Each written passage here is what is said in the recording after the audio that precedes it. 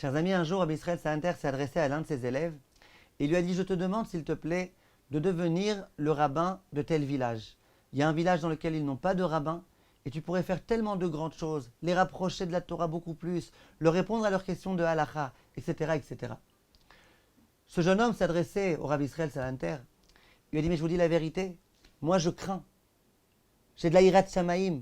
J'ai peur peut-être que je vais me tromper. Imaginez que Vodarav, que quelquefois je ne sache pas exactement bien répondre à la halakha et que je me trompe. Moi j'ai peur de répondre, si parfois je donne des mauvais conseils. J'ai peur. Alors le Rav lui a dit: dis-moi une chose. Pourquoi tu ne veux pas être Rav?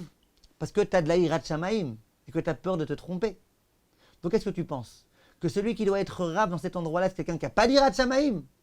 D'après ce que tu dis, le seul qui acceptera d'être Rav, c'est quelqu'un qui n'a pas peur de se tromper, qui n'a pas peur de donner de mauvais conseils. C'est donc quelqu'un qui n'a pas d'hirat shamaïm.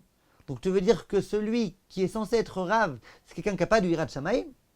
Il faut avoir de la hirat shamaïm. Eh bien, toi, tu as de la hirat shamaïm. Quand on a de la hirat shamaïm, on a peur de se tromper. Donc on est très vigilant. On vérifie bien avant de répondre à une question. Mais on accepte d'être Rav quand il n'y a pas d'autre choix. Et dit le Rav, le Chafetz Chaim, au moment où il nous parle des sages-femmes qui se trouvaient en Égypte. Vatirena mialedot et Elohim. Voilà que les sages-femmes ont eu la crainte de Dieu. Velo asu kasher diber alehem melech Mitzraim. Vatechaena et Ailadim. Et elles n'ont pas obéi à l'ordre qui leur avait été donné par le roi d'Égypte, qui consistait à tuer les bébés. Elles n'ont pas accepté.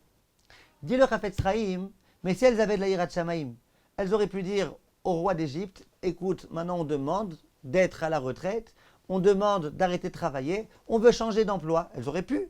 Comme ça, elles n'auraient pas été obligées elles-mêmes de tuer les bébés. Ça aurait été à mon avis accepté. Si elles avaient dit au roi d'Égypte, c'est pas qu'elles sont contre lui, mais elles sont fatiguées, elles n'aiment plus faire ce travail ou quoi, eh bien, on aurait accepté de les licencier. Pourquoi elles n'ont pas fait ça, demande le Chafetz Chaim. Dit le Chafetz Chaim, mais c'est très simple. Parce que si elles avaient fait ça, eh bien, elles se sont dit que peut-être qu'à leur place, on aurait mis d'autres sages-femmes qui auraient exécuté les propos de Paro et qui auraient tué les bébés.